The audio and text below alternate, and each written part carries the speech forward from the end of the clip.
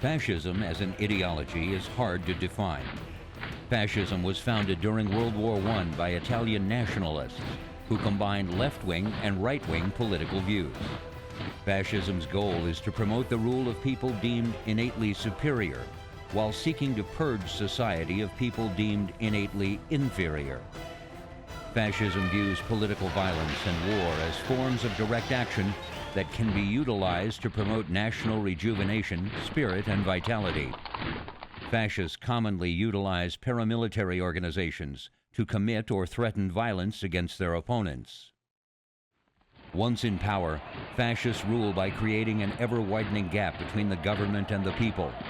As the gap becomes wider, it provides a false sense of security, an excuse for the population not to think.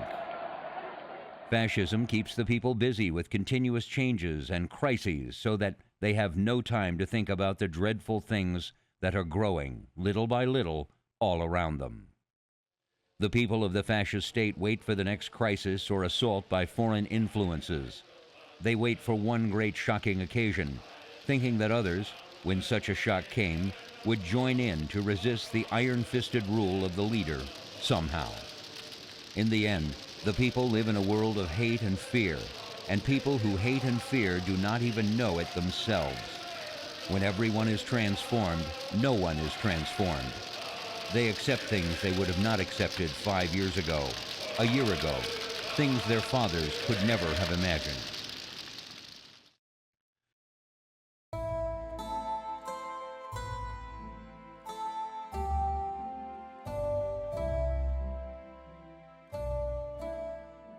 The first successful fascist takeover was in Italy under Benito Mussolini.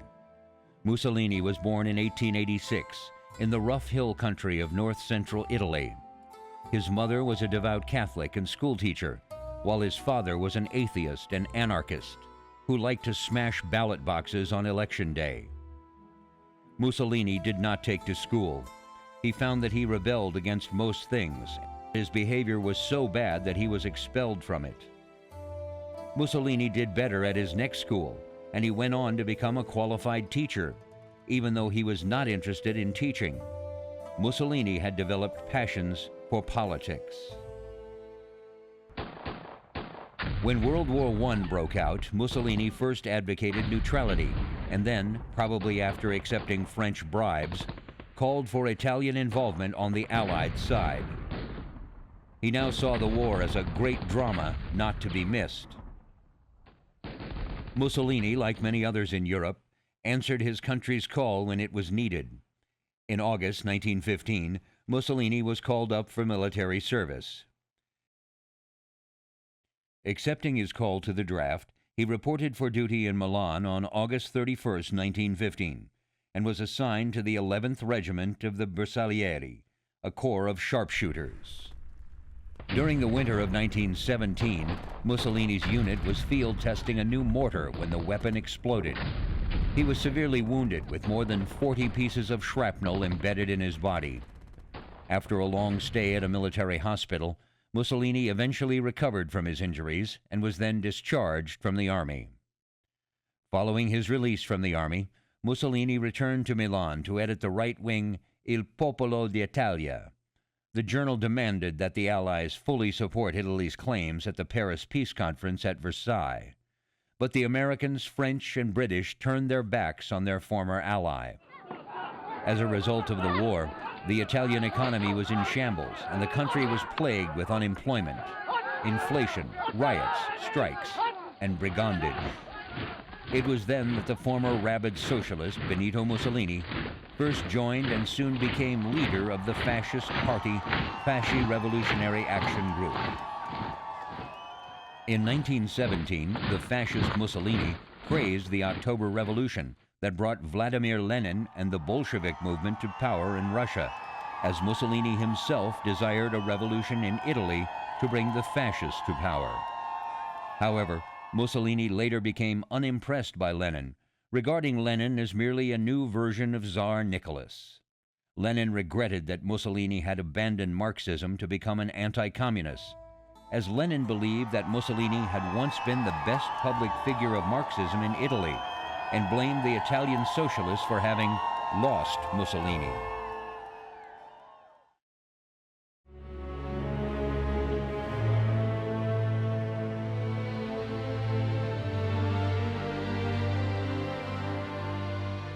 Germany signed the armistice ending World War I on November 11, 1918. Nowhere in Europe did word of the armistice prove more shattering than at a military hospital in the small German town of Peswak. Among the soldiers who learned the news from a sobbing pastor was an obscure corporal, Adolf Hitler, still half blinded as a result of a British gas attack the month before. As he later described his reaction, "I tottered and groped my way back to the ward, threw myself on my bunk and dug my burning head into my blanket and pillow. So it had all been in vain." The Austrian Hitler had volunteered for service in the German army at age 25 by enlisting in a Bavarian regiment. After its first engagement against the British and Belgians near Ypres, 2,500 of the 3,000 men in Hitler's regiment were either killed, wounded, or missing. Hitler had escaped without a scratch. Throughout most of the war, Hitler had great luck avoiding life-threatening injury. More than once he moved away from a spot where moments later a shell exploded, killing or wounding everyone. He, by all accounts, was an unusual soldier, with a sloppy manner and unmilitary bearing. But he was also eager for action and always ready to volunteer for dangerous assignments, even after many narrow escapes from death. Corporal Hitler was a dispatch runner, taking messages back and forth from the command staff in the rear to the fighting units near the battlefield. During lulls in the fighting, he would take out his watercolors and paint the landscapes of war. Hitler, unlike his fellow soldiers, never complained about bad food and the horrible conditions, or talked about women, preferring to discuss art or history. His comrades regarded him as far too eager to please his superiors, but generally a likable loner, notable for his luck in avoiding injury as well as his bravery. In August 1918, Hitler received the Iron Cross First Class, a rarity for foot soldiers. Interestingly, the lieutenant who recommended him for the medal was a Jew, a fact Hitler would later obscure. Despite his good record and a total of 5 medals, he remained a corporal. Due to his unmilitary appearance and odd personality, his superiors felt he lacked leadership qualities and thought he would not command enough respect as a sergeant. As the tide of war turned against the Germans and morale collapsed along the front, Hitler became depressed. He would sometimes spend hours sitting in the corner of the tent in deep contemplation, then would suddenly burst onto his feet shouting about the invisible foes of the German people, namely Jews and Marxists. In October 1918, he was temporarily blinded by a British chlorine gas attack near Ypres. He was sent home to a starving, war-weary country full of unrest. Hitler described his reaction to hearing the war was over in Mein Kampf. There followed terrible days and even worse nights. I knew that all was lost. In these nights, hatred grew in me, hatred for those responsible for this deed. Not the military in his mind, but the politicians back home in Germany, and primarily the Jews.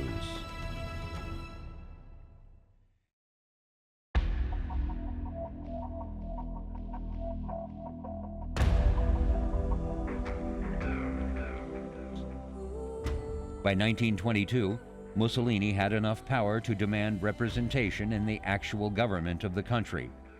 When this demand was turned down, Mussolini and his followers decided to make the challenge by force. It was actually the local party bosses who started a series of riots that stormed various city halls and forced concessions from local governments. This encouraged them to march on Rome and seize control of the national government. On October 28, 1922, supporters of Mussolini converged on the city of Rome from various parts of the country in what was to be called La Marcia su Roma, the March on Rome. Benito himself was hesitant to take part, but when the Ross went ahead without him, and it looked as if they might succeed, He put himself at the head of the march as if it were his idea all along. The march itself was a fiasco, getting bogged down in a massive traffic jam. But it scared King Victor Emmanuel III and the army enough to offer Benito the power to form a new government. On October 31, 1922, at the age of 39, Mussolini was sworn in as Prime Minister of Italy. Mussolini gradually dismantled the institutions of democratic government and in 1925 made himself dictator, taking the title Il Duce. He then set about attempting to re-establish Italy as a great European power. The regime was held together by strong state control and Mussolini's cult of personalities. Throughout Europe, leaders and potential leaders were taking notice. Among these was a struggling German politician by the name of Adolf Hitler.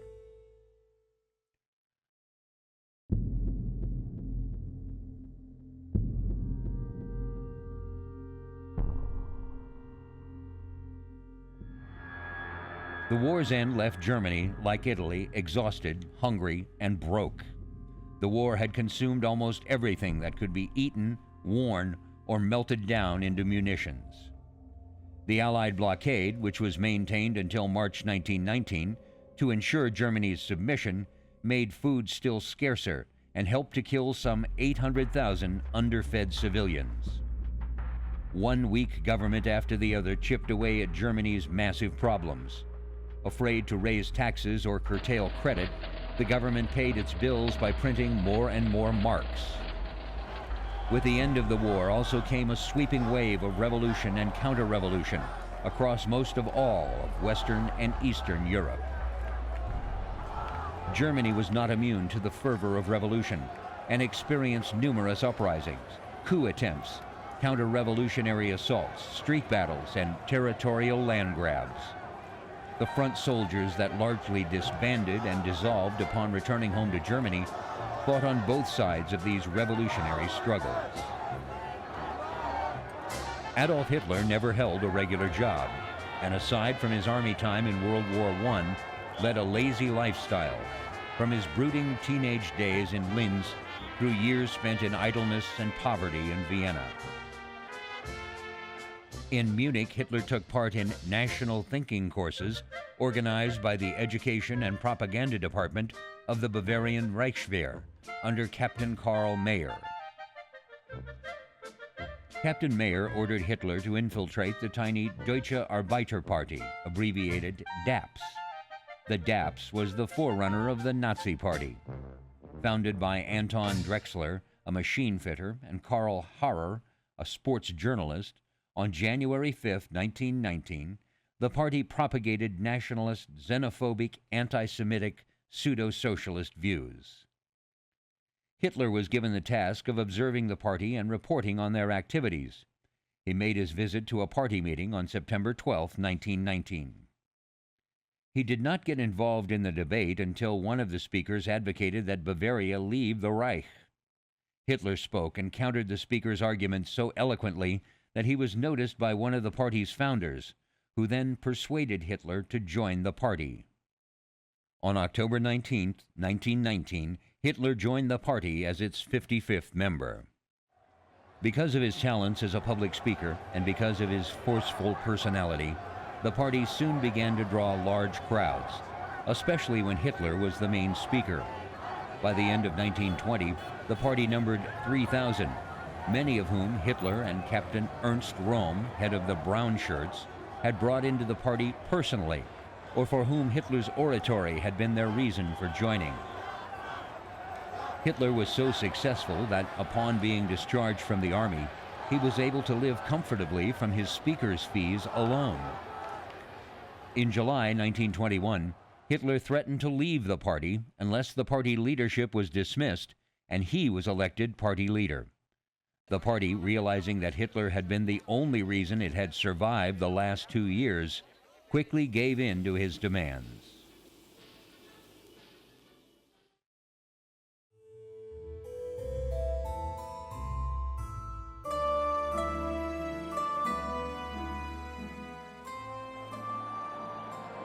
The riots and strikes did settle down after Mussolini took power, but little else went right for Italy and the fascists. Mussolini claimed he made the trains run on time, but that was a gross exaggeration, as was just about every other claim he made. He did try to build up Italy's aircraft, shipping, and power industries, but the Depression and Italy's lack of natural resources, along with poor planning and corruption, severely limited any economic progress. Mussolini's big dream was to make Italy a major power, thus reviving the Roman Empire. Here again, little progress was made, although Benito made wildly inflated claims about Italy's military strength. Whatever his failures as a national leader, Mussolini appeared to be a shining example of fascist strength when compared to the more timid democracies in Europe, and was a hero to other aspiring fascist leaders of the day. The basic underlying idea behind Mussolini's foreign policy was that of spazio vitale, vital space, a concept in fascism that was analogous to Lebensraum in German National Socialism. The concept of spazio vitale was first announced in 1919 when the entire Mediterranean was claimed as Italy's exclusive sphere of influence. Justification was on the grounds that Italy was suffering from overpopulation and so needed to colonize other areas of the Mediterranean, inhabited by what were alleged to be less developed peoples. Mussolini equated a nation's potential for economic growth with territorial size. Thus, in his view, the problem of poverty in Italy could only be solved by winning the necessary spazio vitale. Though biological racism was less prominent in fascism than National Socialism, right from the start there was a strong racist undercurrent to the spazio vitale concept. Mussolini asserted there was a natural law for stronger peoples to subject and dominate inferior peoples, such as the barbaric Slavic peoples of Yugoslavia. In the same way, Mussolini argued that Italy was right to follow an imperialist policy in Africa because all black people were inferior to whites. It came as no surprise when in 1923, the Italian Navy bombarded the island of Corfu because of a dispute with Greece over an Italian general who had been previously assassinated. Mussolini still remembered the humiliating defeat Italy had suffered by the Abyssinians at the Battle of Adowa in 1896. The Abyssinian adventure proved to be a resounding victory for Mussolini and the fascists, and a severe blow to the credibility of the League of Nations. Ultimately, it helped to underline one of the fascists' important creeds, that Mussolini is always right. This was the height of Mussolini's popularity. It all went downhill from there.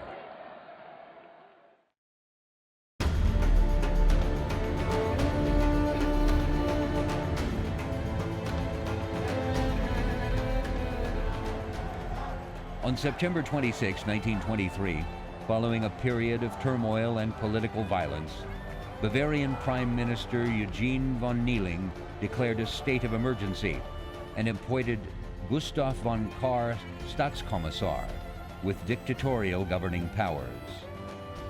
Hitler announced that starting on September 27, 1923, he would be holding 14 mass meetings. One of Kahr's first actions was to ban the meetings. Hitler was under pressure to act. The Nazis, with other leaders in the Kampfbund, felt they had to march upon the government and seize power, or their followers would turn to the communists. Hitler enlisted the help of World War I General Ludendorff in an attempt to gain the support of Kahr and his triumvirate. However, Kahr had his own plan to install a nationalist dictatorship without Hitler. The attempted putsch was inspired by Benito Mussolini's successful march on Rome. Hitler and his associates planned to use Munich as a base for a big march against Germany's Weimar Republic government. But the circumstances were different from those in Italy. 600 SA surrounded the beer hall. Hitler, surrounded by 20 associates, including Hermann Goering, Rudolf Hess, and Max Amann, advanced through the crowded auditorium. Unable to be heard above the crowd, Hitler fired a shot into the ceiling and jumped on a chair, yelling, "The national revolution has broken out. The hall is filled with 600 men. Nobody is allowed to leave." Hitler ended his speech with, "Either the German Revolution begins tonight, or we will all be dead by dawn." By mid-morning on November 9th, Hitler realized that the putsch was going nowhere. The putschists did not know what to do and were about to give up. At this moment, Ludendorff cried out, "We will march." 2,000 men marched out, but with no specific plan of where to go. On the spur of the moment, Ludendorff led them to the Bavarian Defense Ministry. At the Odeonsplatz, in front of the Feldherrenhalle, they met a force of 100 soldiers blocking the way, under the command of State Police Senior Lieutenant Baron Michael von Goden. The two groups exchanged fire, killing 4 state police officers and 16 Nazis. Hitler and Goering were both injured. A bullet killed Schubner Richter. Goering was shot in the groin but escaped. The rest of the Nazis scattered or were arrested. 2 days after the putsch, Hitler was arrested and charged with high treason in the Special People's Court. His trial began on February 26, 1924, and would last until April 1st. Hitler moderated his tone for the trial, centering his defense on his selfless devotion to the good of the Volk and the need for bold action to save them, dropping his usual anti-Semitism. He claimed the putsch had been his sole responsibility, and, inspiring the title Führer, Hitler and Hess were both sentenced to 5 years. His imprisonment was in a type of jail that excluded forced labor, featured reasonably comfortable cells, and allowed the prisoner to receive visitors almost daily for many hours. It was the customary sentence for people whom the judge believed to have had honorable but misguided motives. Though Hitler failed to achieve his immediate stated goal, the event did give the Nazis their first exposure to national attention and a propaganda victory. While serving his prison sentence, he and Hess wrote Mein Kampf. Also, the putsch changed Hitler's outlook on violent revolution to effect change. From then on, he thought that in order to win the German heart, he must do everything by the book, strictly legal.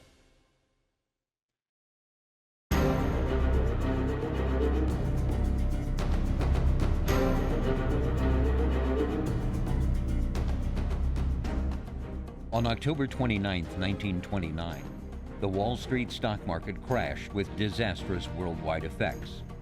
First in America, then the rest of the world, companies went bankrupt, banks failed, and people instantly lost their life savings. Unemployment soon soared, and poverty and starvation became real possibilities for everyone. Fear ruled. Government stood on the brink. The Great Depression had begun. Adolf Hitler knew his time had come. By mid-1930, amid the economic pressures of the Great Depression, the German democratic government was beginning to unravel. The crisis of the Great Depression brought disunity to the political parties in the Reichstag. Instead of forging an alliance to enact desperately needed legislation, they broke up into squabbling, uncompromising groups. In the midst of all this turmoil, elections were set for September 14th. Hitler and the Nazis sprang into action. Their time for campaigning had arrived. The Nazis waged a modern whirlwind campaign in 1930, unlike anything ever seen in Germany. Hitler traveled the country, delivering dozens of major speeches, attending meetings, shaking hands, signing autographs, posing for pictures, and even kissing babies. On Election Day, the Nazis received 6,371,000 votes, over 18% of the total, and were thus entitled to 107 seats in the German Reichstag. It was a stunning victory for Hitler. Overnight, the Nazi Party went from the smallest to the second largest party in Germany. Now, for the floundering German democracy, the clock was ticking and time was on Hitler's side. Money was flowing in from German industrialists who saw the Nazis as the wave of the future. They invested in Hitler in the hope of getting favors when he came to power. The German General Staff was also investing support in Hitler, hoping he meant what he said about tearing up the Treaty of Versailles, which limited their army to 100,000 men and also prevented modernization. Berlin was now a swirling mass of fear, intrigue, rumors, and disorder. Hitler knew he could not succeed as Führer of Germany without the support of existing institutions, such as the German army and the powerful German industrialists. A group of the country's most influential industrialists, bankers, and business leaders went to Hindenburg, asking him to appoint Hitler as chancellor. They believed Hitler would be good for business.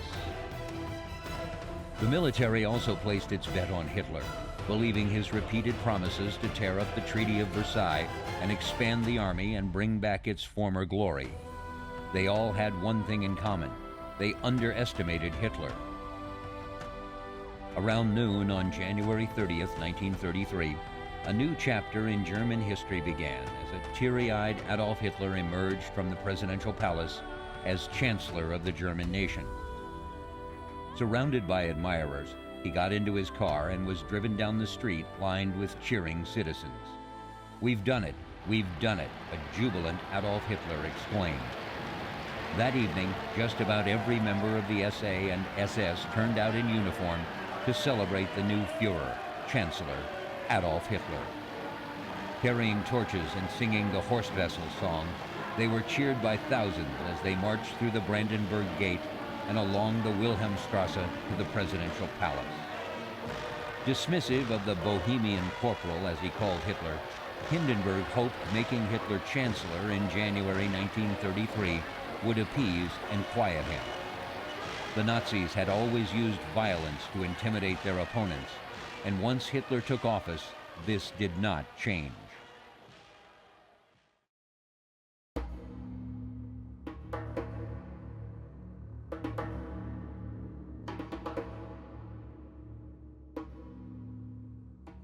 Adolf Hitler had been inspired by Mussolini's achievements, and once he gained power in Germany, he sought a close relationship with Italy.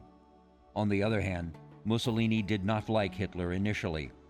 However, Hitler continued to support and back Mussolini during his invasion of Ethiopia. This eventually swayed Mussolini into an alliance with Hitler.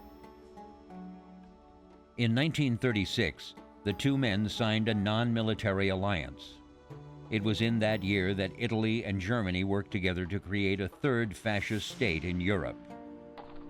The Spanish Civil War broke out with a military uprising in Morocco on July 17, 1936, triggered by a political upheaval in Madrid. Within days, Spain was divided in two: a Republican or Loyalist Spain consisting of the Second Spanish Republic, and a fascist nationalist Spain under the insurgent generals, and eventually under the leadership of General Francisco Franco. Any hope of a quick ending to the war was dashed on July 21st, the fifth day of the rebellion, when the nationalists captured the main Spanish naval base at Ferrol in northwestern Spain. This encouraged the fascist nations of Europe to help Franco, who had contacted the governments of Germany and Italy the day before. On July 26th, Hitler and Mussolini, the future Axis powers, cast their lot with the nationalists. German assistance, channeled through Franco rather than to the nationalists in general, consolidated his leadership position of the insurgency. Nationalist forces under Franco won a great symbolic victory on September 27th, when they relieved the besieged Alcazar at Toledo. 2 days after relieving the siege, Franco proclaimed himself Generalissimo and Caudillo. He then forcibly unified the various fascist and royalist elements of the nationalist cause. In October, the nationalists launched a major offensive toward Madrid, reaching it in early November, and launching a major assault on the city on November 8th. The Republican government was forced to shift from Madrid to Valencia out of the combat zone on November 6th. However, the nationalist attack on the capital was repulsed between November 8th and 23rd. A contributory factor in the successful Republican defense was the arrival of the International Brigades. though only around 3,000 of them participated in the battle. Having failed to take the capital, Franco bombarded it from the air and, in the following 2 years, mounted several offensives to try to encircle Madrid. On November 18th, Germany and Italy officially recognized the Franco regime, and on December 23rd, Italy sent volunteers of its own to fight for the nationalists.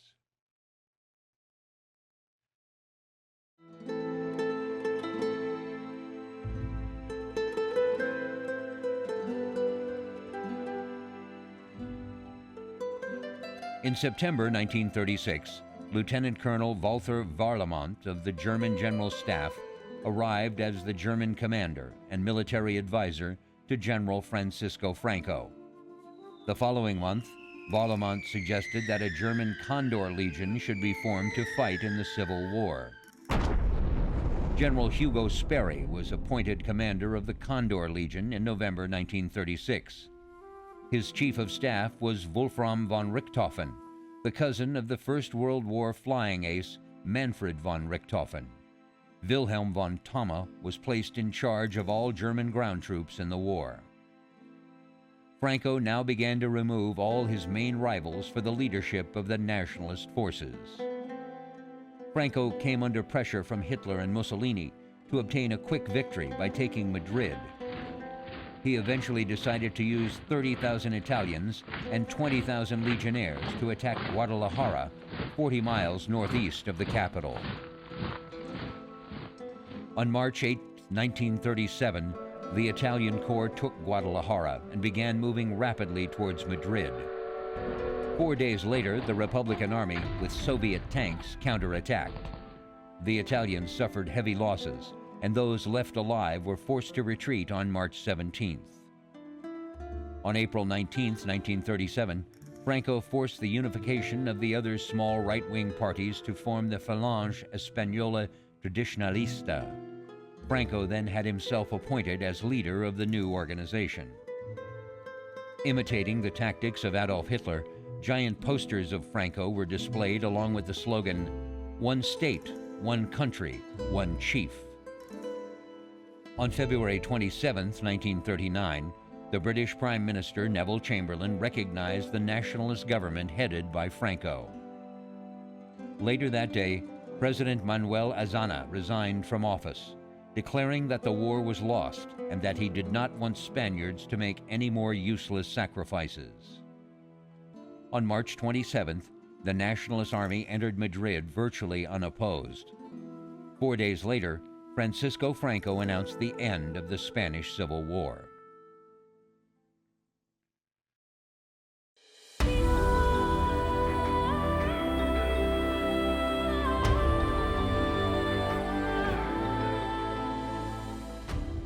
The relationship between Mussolini and Adolf Hitler was a contentious one early on. While Hitler cited Mussolini as an influence and expressed privately great admiration for him, Mussolini had little regard for Hitler, especially after the Nazis had assassinated his friend and ally, Engelbert Dollfuss, the Austro-fascist dictator of Austria, in 1934. As a result of the Spanish Civil War, Mussolini's relationship with Hitler became closer, and he chose to accept the German annexation of Austria in 1938 and the dismemberment of Czechoslovakia in 1939. At the Munich conference in September 1938, he posed as a moderate working for European peace.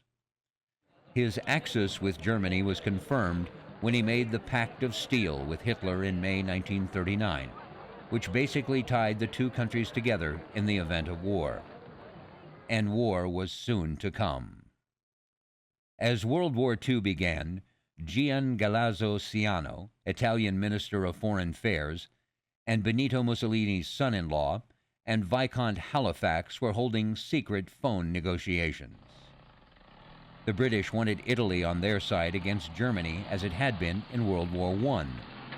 French government opinion was more geared towards action against Italy.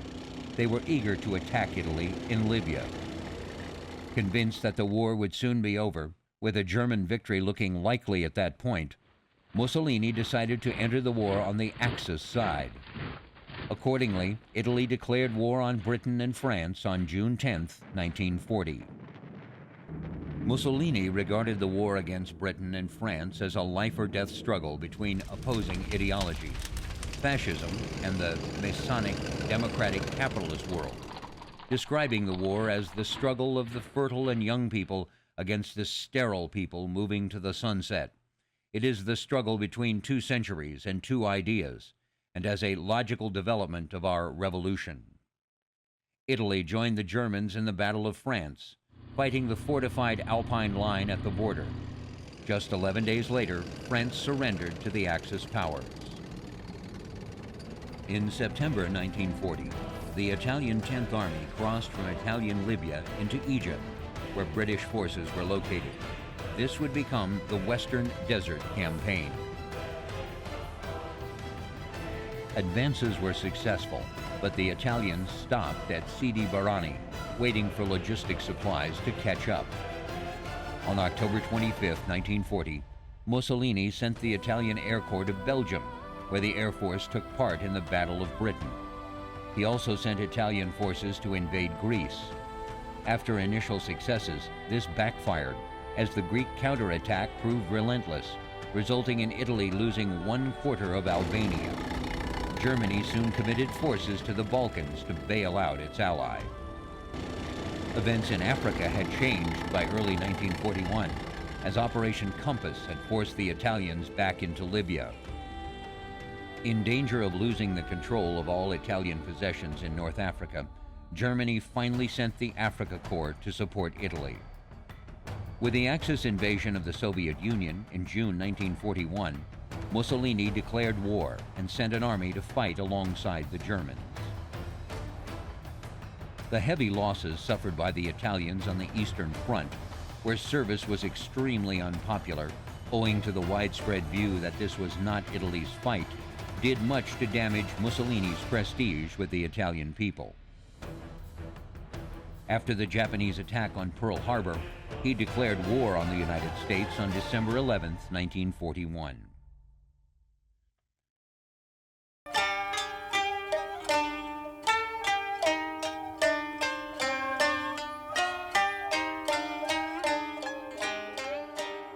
Prince Hirohito of Japan, the grandson of Emperor Meiji, was born April 29, 1901.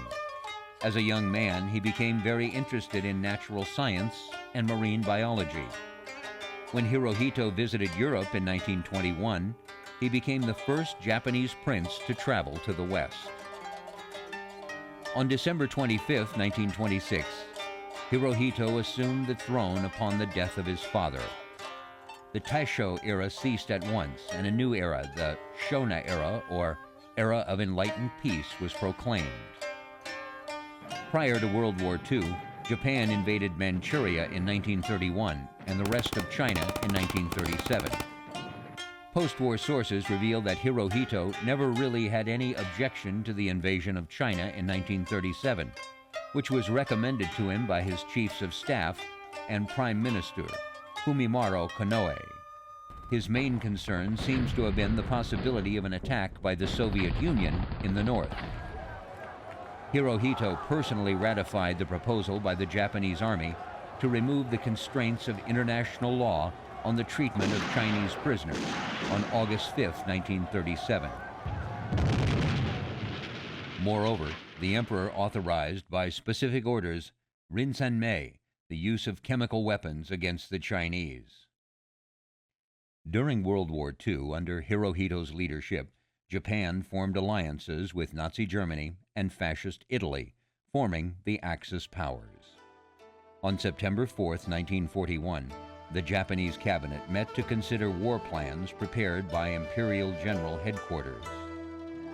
According to the traditional view, Emperor Showa was deeply concerned by the decision to place war preparations first and diplomatic negotiations second, and he announced his intention to break with tradition. At the Imperial Conference on the following day, the Emperor directly questioned the chiefs of the Army and Navy General Staffs, which was quite an unprecedented action. Nevertheless, All speakers at the imperial conference were united in favor of war rather than diplomacy. As war preparations continued, Prime Minister Kano found himself more and more isolated and gave his resignation on October 16th.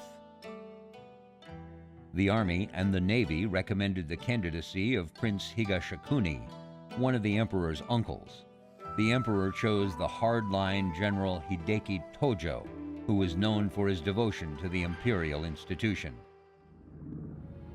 The emperor then gave his consent to the war. On December 8th, December 7th in Hawaii, 1941, in simultaneous attacks, Japanese forces struck at the U.S. fleet in Pearl Harbor and in the Philippines and began the invasion of Malaysia.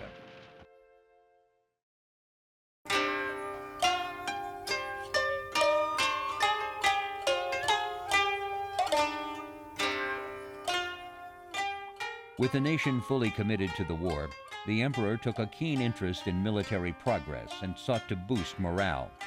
The emperor made major interventions in some military operations.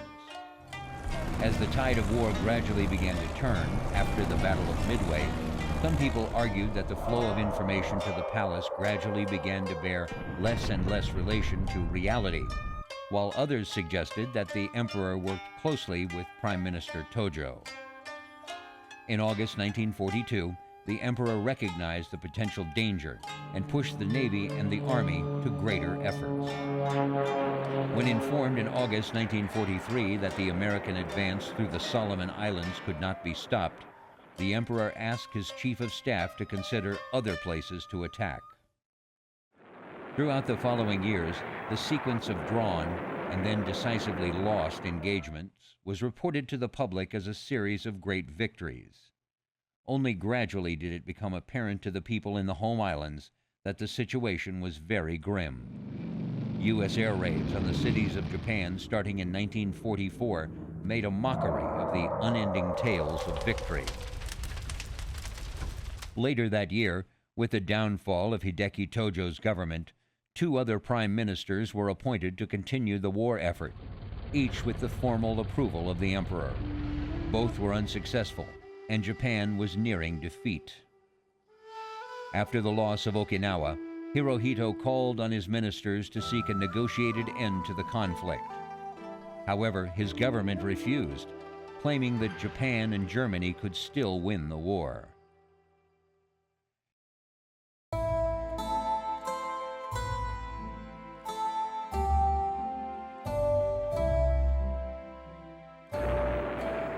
In July 1943, Allied troops landed in Sicily.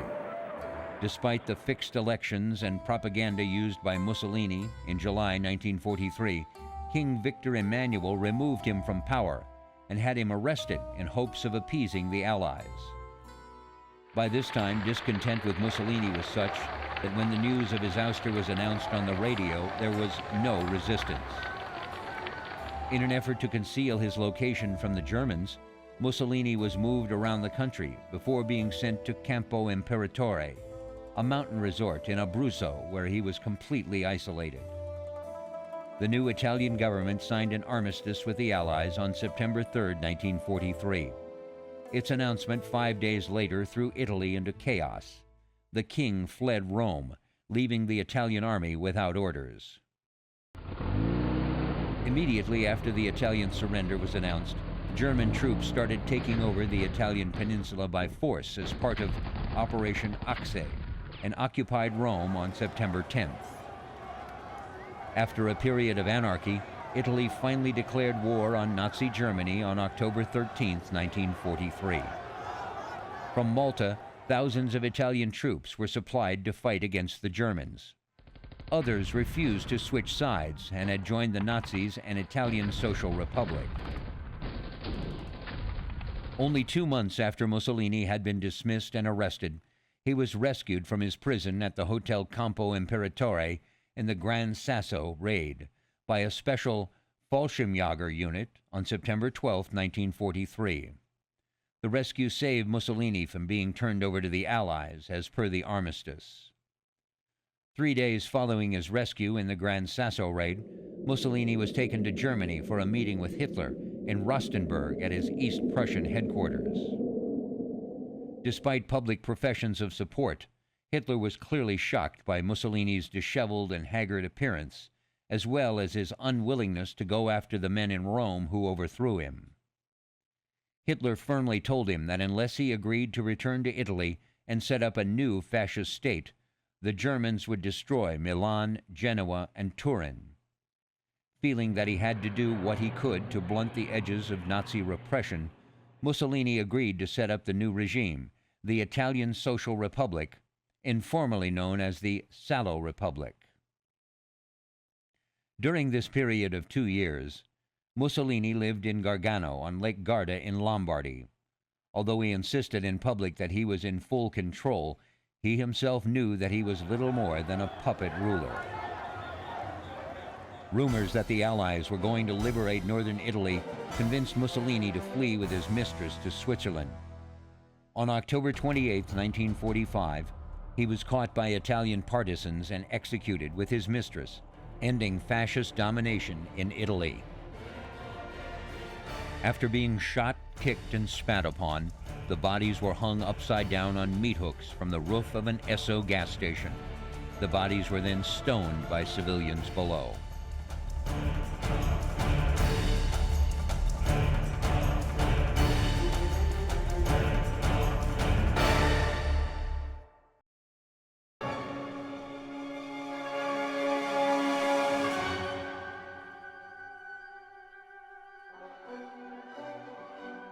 All of his life, Adolf Hitler had been obsessed with the musical works of German composer Richard Wagner.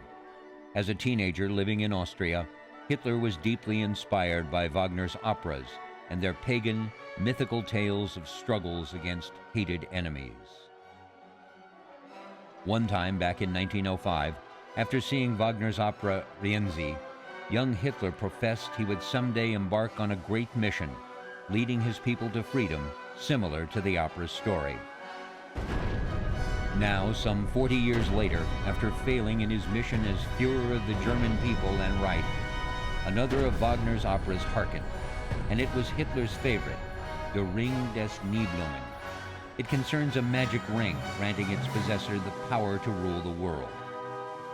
In the last part of this opera, entitled Götterdämmerung, or Twilight of the Gods, the hero, Siegfried, betrayed by those around him, loses the ring and winds up on a funeral pyre, while the fortress of Valhalla burns and the kingdom of the gods is destroyed. This essentially was the ending Hitler inflicted upon himself, his people, and his Reich.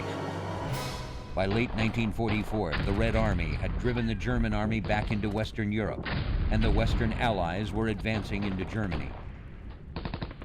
After being informed of the failure of his Ardennes offensive, Hitler realized that Germany was going to lose the war. His hope, buoyed by the death of Franklin Roosevelt on April 12, 1945, was to negotiate peace with America and Britain. On April 20th, his 56th birthday, Hitler made his last trip from the Führerbunker to the surface. In the ruined garden of the Reich Chancellery, he awarded Iron Crosses to boy soldiers of the Hitler Youth. By April 21st, Russia's first Belarusian front had advanced into the outskirts of Berlin. In denial about the increasingly dire situation, Hitler placed his hopes on the units commanded by Waffen-SS General Felix Steiner to relieve the beleaguered city. When Steiner's army was repulsed, it was suggested that Hitler should try to escape. Hitler rejected the idea, as he feared the possibility of being captured and suffering the same fate as Mussolini. To prevent this humiliation, Hitler decided to commit suicide. 2 days before his death, Hitler married Eva Braun, his longtime mistress. Braun agreed to commit suicide with him. That night, he tested out a cyanide pill on his pet Alsatian dog, Blondie. The Soviet troops were now only 300 yards away from Hitler's underground bunker. Although defeat was inevitable, Hitler insisted his troops fight to the death.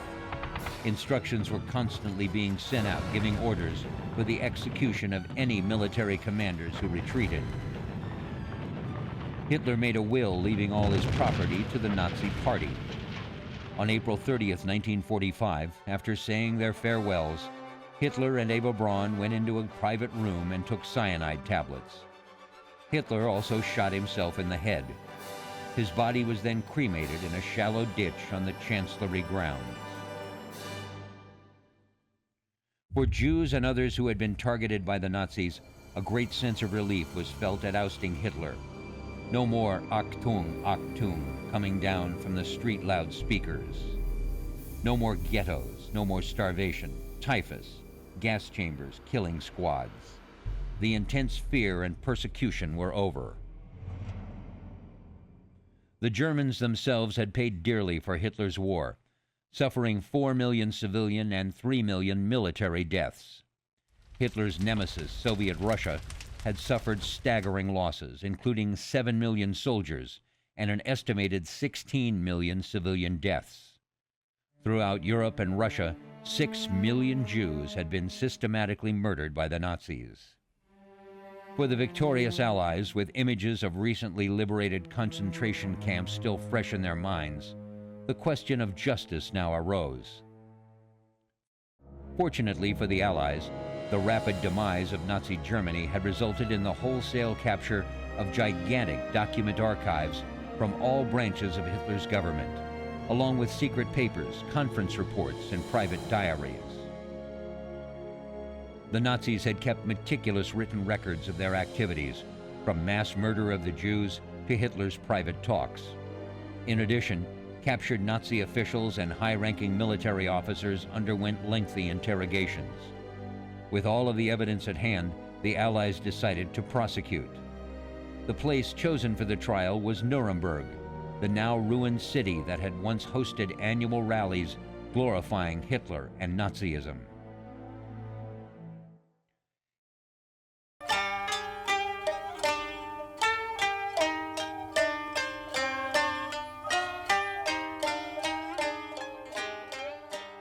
In early 1945, in the wake of the loss of Leyte in the Philippines, Emperor Hirohito began a series of individual meetings with senior government officials to consider the progress of the war. All but ex-Prime Minister Fumimaro Konoe advised continuing the war. Konoe feared a communist revolution even more than defeat in war and urged a negotiated surrender. In February 1945, during the first private audience with the emperor that he'd been allowed in 3 years, Konoe advised Hirohito to begin negotiations to end World War II. According to Grand Chamberlain Hisanori Fujita, the emperor, still looking for a tenozan, a great victory, in order to provide a stronger bargaining position, firmly rejected Konoe's recommendation. With each passing week, a great victory became less likely. In April 1945, the Soviet Union issued notice that it would not renew its neutrality agreement. Japan's ally, Germany, surrendered in early May 1945. In June, the cabinet reassessed the war strategy, only to decide more firmly than ever on a fight to the last man. The following day, Lord Keeper of the Privy Seal, Koichi Kido, prepared a draft document which summarized the hopeless military situation and proposed a negotiated settlement. By mid-June 1945, the cabinet had agreed to approach the Soviet Union to act as a mediator for a negotiated surrender, but not before Japan's bargaining position had been improved by repulse of the anticipated Allied invasion of mainland Japan. The attempt to negotiate a peace via the Soviet Union came to nothing. On July 26, 1945, the Allies issued the Potsdam Declaration demanding unconditional surrender. The Emperor decided not to surrender. On August 9, 1945, following the atomic bombing of Hiroshima and Nagasaki and the Soviet declaration of war, Emperor Hirohito told Kido to quickly control the situation because the Soviet Union has declared war and today began hostilities against us. On August 12, 1945, the emperor informed the imperial family of his decision to surrender. On August 14th, the Suzuki government notified the Allies that it had accepted the Potsdam Declaration. On August 15th, the emperor recorded a surrender speech to be broadcast over the radio. The historic broadcast is known as the Jewel Voice broadcast. Objecting to the surrender, die-hard army fanatics attempted a coup d'etat by conducting a full military assault and takeover of the imperial palace. Known as the Kyujo incident, the physical recording of the surrender speech was hidden and preserved overnight, and the coup was quickly crushed on the emperor's order. The surrender speech noted that the war situation has developed not necessarily to Japan's advantage, and ordered the Japanese to endure the unendurable in surrender. It was the first time the public had heard the emperor's voice. The occupying Americans' imposed Japanese constitution reduced the emperor to a ceremonial role. On January 1st, 1946, Hirohito made a formal statement where he explained that the role of the emperor in Japan had changed. He explained that the ties between himself and the Japanese people had always involved mutual trust and affection. He went on to say, "They do not depend upon mere legends and myths. They are not predicated on the false conception that the emperor is divine and that the Japanese people are superior to other races." After the war, Hirohito retained the affection of the Japanese people and showed that the Japanese monarchy had indeed modernized when he gave permission for Crown Prince Akito to marry a commoner. Hirohito, who was a notable marine biologist, died after a long illness on January 7, 1989.